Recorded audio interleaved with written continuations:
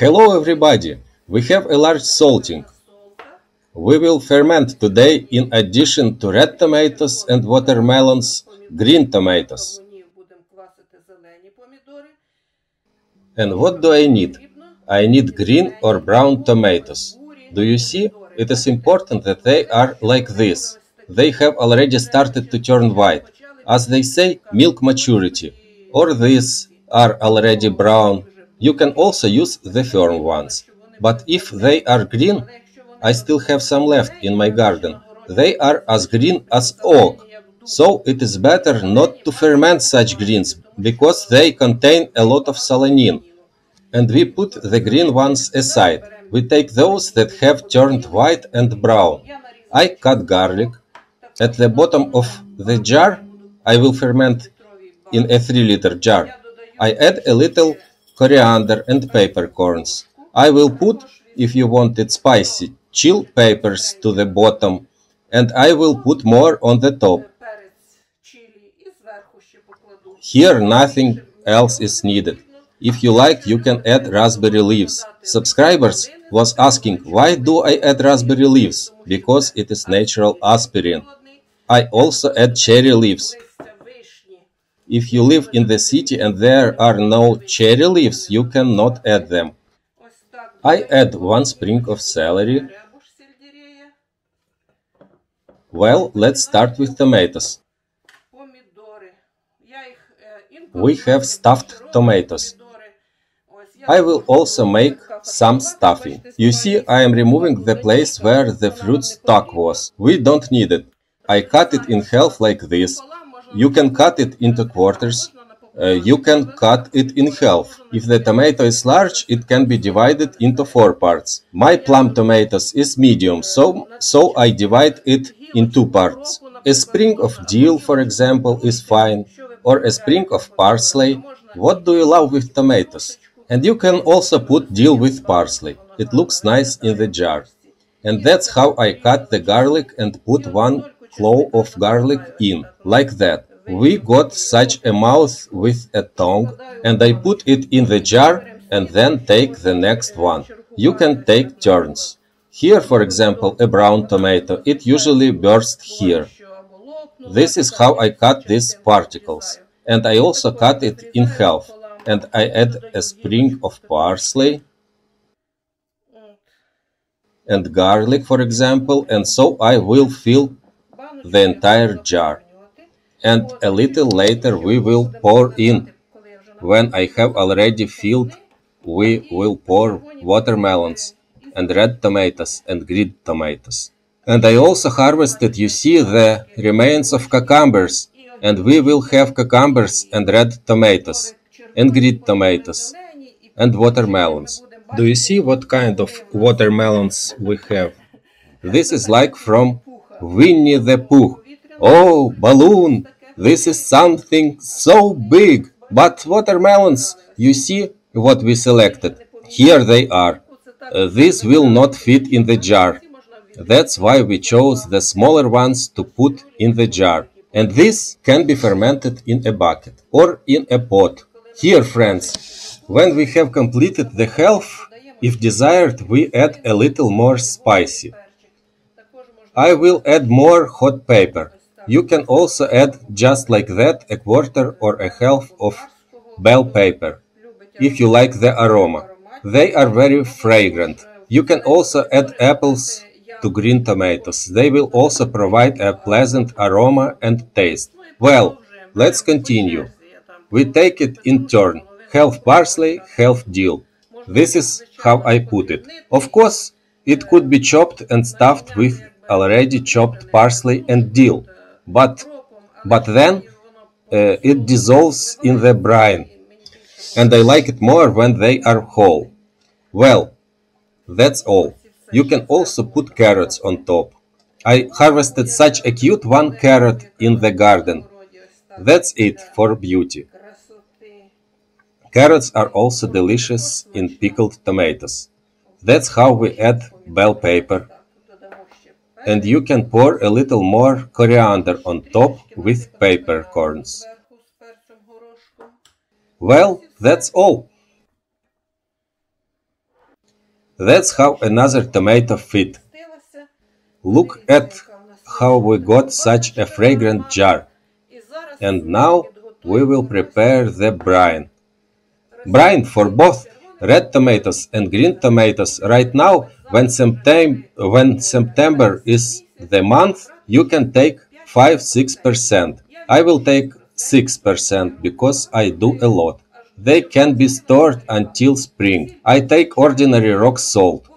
I take plain cold water. I don't boil it.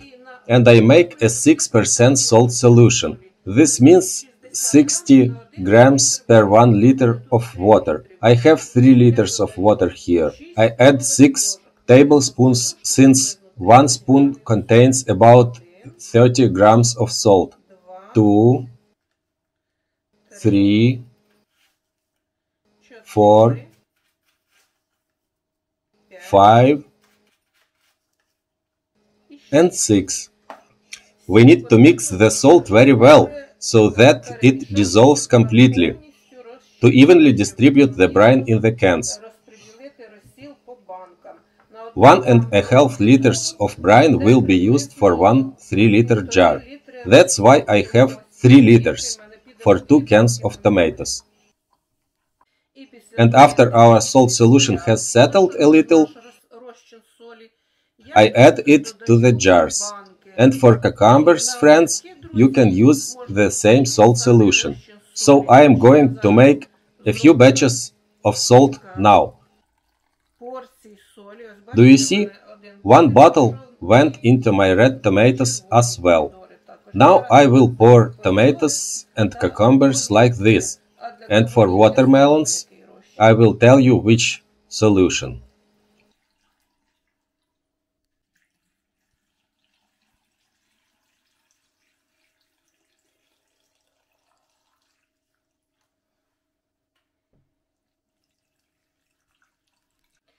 We poured tomatoes and cucumbers. Now there are watermelons left. I also add wild apples to the watermelons for flavor. Here are only watermelons and apples. I did not add anything else.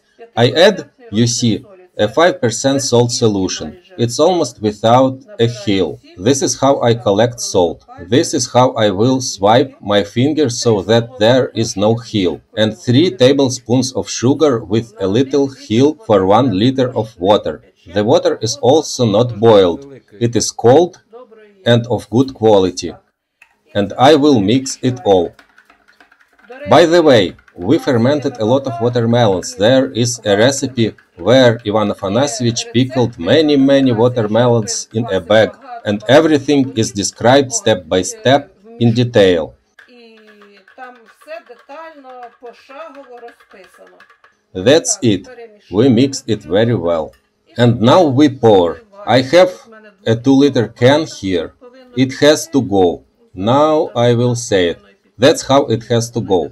About a liter. It is about 50% vegetables or fruits and 50% water. A little bit left. Friends, since it is September, I will immediately cover all my sourdough with apron lids and immediately take it to the basement. And I won't do anything else. Only after about 10 days I will come, and if it ferments a little and the brine settles, then it will be needed to simply add a little more brine if the jar is not full. It will cover the tomatoes. And so that the tomatoes do not float and there is no mold, for example, we take a leaf of horseradish and cover it like this.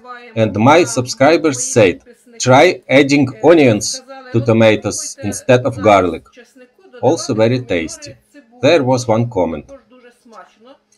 And the second comment was, take a horseradish leaf instead.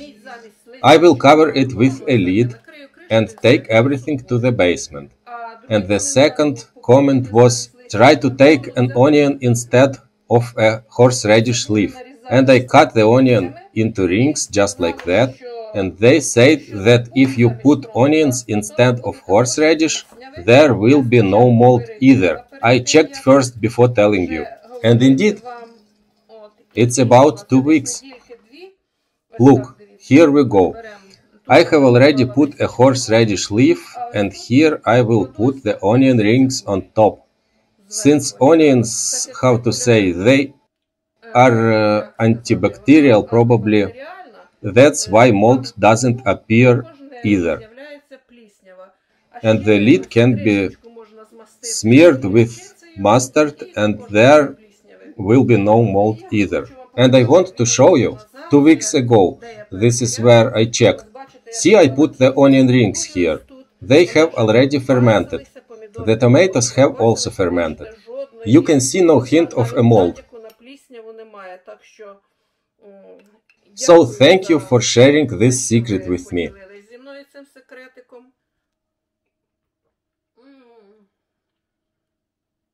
Friends, the tomatoes are incredible, very tasty. They fermented here in the garage for 2 weeks. And now I will also take them to the basement together with these tomatoes. Like this. It remained for me to put lids. I will put an onion in each jar like this, cover it with plastic lids and send it to the basement. There are still such tomatoes left in the garden, as green as oak. If they ripen, maybe we will come up with some easier recipe with those tomatoes. And do you see how many more damaged tomatoes I have? I will also make tomato juice or some kind of sauce with them. Maybe I will make the sauce with basil. That's it. I will cover it with a lid and go to the basement. And they will be stored in my cellar until the holidays, until spring, and everything will be fine. So, we have a sort of playlist where we have a lot of great recipes where we fermenting, salting. Please come. Goodbye. We wish everyone a peaceful sky. Fast victory for Ukraine. So, at last, these horrors, all this grief will end. And everything will be Ukraine.